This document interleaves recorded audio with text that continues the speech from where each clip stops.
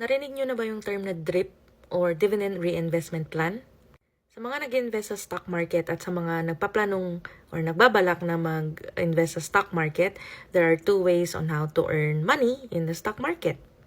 So the first one is through capital gains. If you bought Apple stocks at $100 and you sold it $180, kumita ka ng $80, that is called capital gains. And the second one is dividend, when the companies pay you dividend just by holding their shares or their stocks. And of course, these dividends are coming from their profits. So ang focus natin ngayon is more of dividend income. And I'm gonna share how I do one of our investments na medyo tamad. So yung parang lagay ka lang and then forget about it. So this is an example, but please do not buy the stock just because of this video. Do your own research. But yeah, Enbridge is an energy company here in Canada, and kung titingnan nyo dito sa baba, nakalagay dyan ang dividend yield niya ay 8%. So if you will be buying today, ang bibigay sa'yo na parang dividend ay 8%, annual yan, but they actually give out their dividends quarterly. So kapag nakabili ka na ng stocks na may dividend at naka-turn on yung DRIP or the Dividend Reinvestment Plan, just take note na sasabihin nyo ito when you open your account. I have discussed self-directed account in my previous videos, and you also wanna make sure na kapag nag-open kayo and you wanna buy some stocks na may dividends, sasabihin nyo na paki-turn on yung DRIP function nung account.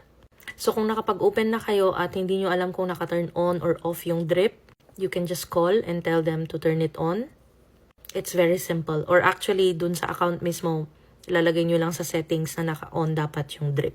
So what is DRIP? So once the cash hits your account, like the cash dividend, ang gagawin nila ay it will be reinvested to purchase additional shares automatically, and it's commission-free. So hindi mo kailangang abangan yung dividend para ikaw yung bumili, sila nang gagawa for you, and it's free. Wala kang fee na babayaran.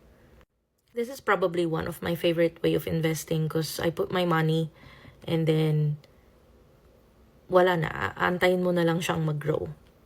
So here's my example. Ito yung mga dividends ko nung September. So I got a few from Enbridge. I have Ryokan, Canadian Tire, Canadian Railway, and then Manulife. So paano nga ba yung DRIP? So tingnan natin itong Enbridge ko. So yung Enbridge ko, nag-earn siya ng $66.56 nung September 1st. Since naka-turn on yung DRIP sa akin, nakalagay dyan, binilhan nila ako ng isang share which is worth $48.44.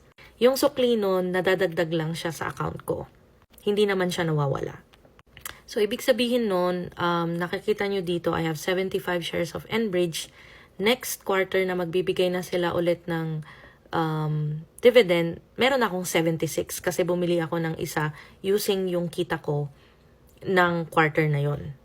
Same lang siya dyan sa Manulife. If you can see there, meron akong $30, 66 cents from Manulife. And then binilhan nila ako ng isang stock which is $26. I can't remember, but ang tagal ko na ring hawak tong Manulife, so nanganganak lang siya ng isang share per quarter.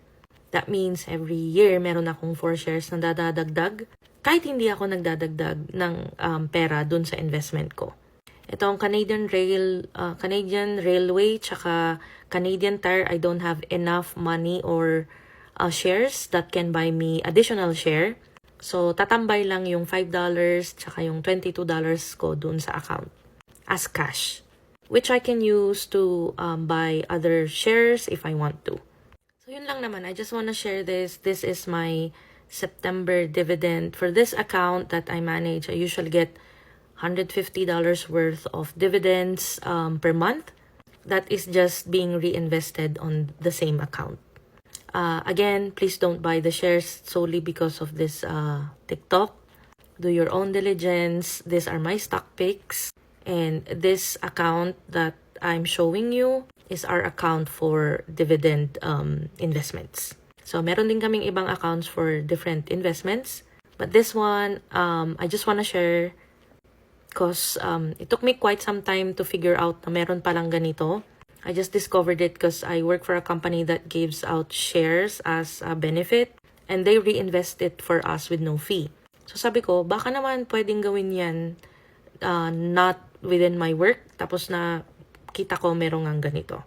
So kung nagpaplano kayong mag-open ng self-directed accounts and you wanna explore dividends, this is a buy and hold strategy and it should be for a long term.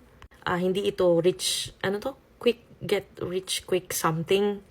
And please consider investing if you have your emergency fund all in place para naman kumita yung pera kahit papano. Yun lang. If you have questions, feel free to comment. I'm not a financial advisor. I just like things like this, and I will try to answer as best I can, I guess. Yun lang.